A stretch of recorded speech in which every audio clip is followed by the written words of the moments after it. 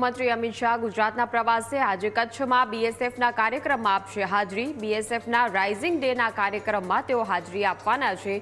બીએસએફની સ્થાપનાને 60 વર્ષ પૂર્ણ થતાં ઉજવણી કરાશે। ડેપ્યુટી સીએમ હર્ષ સંઘવી સહિતના નેતાઓ પણ ઉપસ્થિત રહેશે।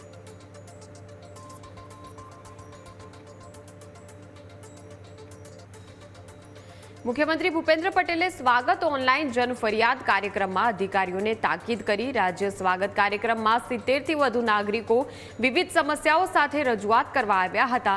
तेमाना 4 अरजदारोनी रजूआतो मुख्यमंत्री व्यक्तिगत रीते सांभळी हती अने उकेल माटे सूचनो पण आप्या हता। बाकीनी रजूआतो जनसंपर्क एकम मार्फते संबंधित विभागों अने जिल्ला अधिकारीओने मोकलवामां आवी।